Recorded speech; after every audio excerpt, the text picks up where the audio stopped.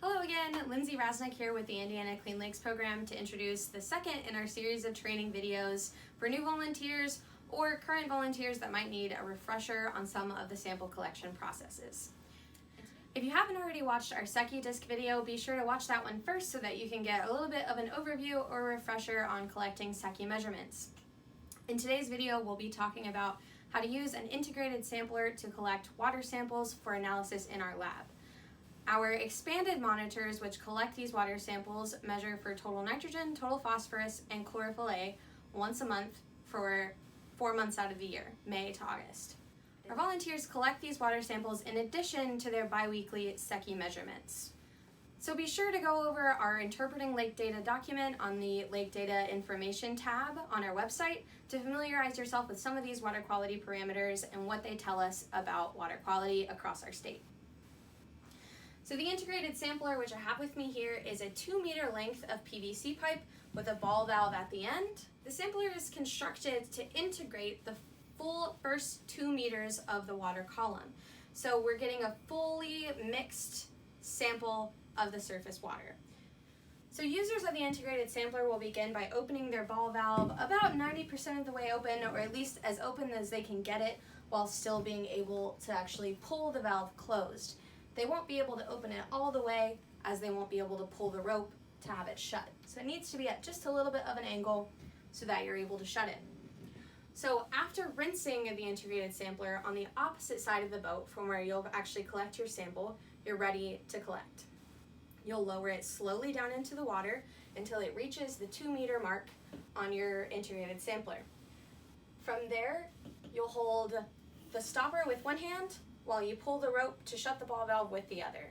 Make sure that as you're lowering, you're going as slow as possible so that you're able to integrate the full 2 meters of the water column. Once you pull the sample up, you're ready to release the ball valve so that you can pour the water into your pitcher. This is what you'll be using to fill the rest of your samples. Okay, so continue watching for a field demonstration of how to use the integrated sampler, and happy sampling. Thank you.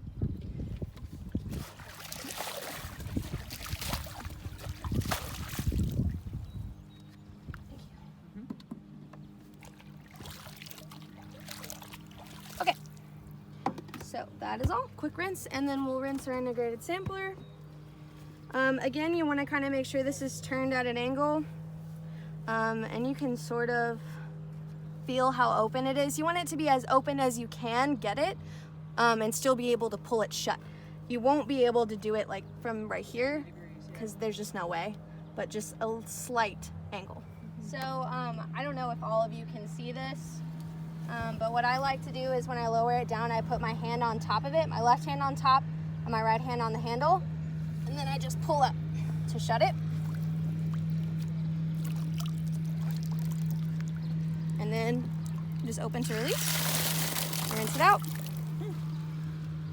Once you've rinsed it, I wouldn't put your fingers in there to check because then you've contaminated it. We carry a lot of phosphorus, so and since we're worried about phosphorus with this testing, we want to minimize that as much as possible. So then we'll collect our sample over here, sorry. Yeah, and then so what I was saying was when I put it down, I like to keep my left hand on top, and then I pull the rope with my right hand. But whatever works best for you. And again, I'm not trying to get fresh. You want this 2-meter mark to be at the water. It's okay if it's like right here. You just want it to be as close to 2 meters as possible.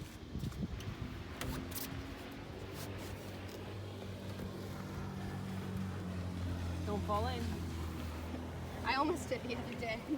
The other thing is when you lower it in, you want to go pretty slow. Someone have my pitcher? Oh, yep, right here. You want to go pretty slow because, like I mentioned, it's kind of like a straw.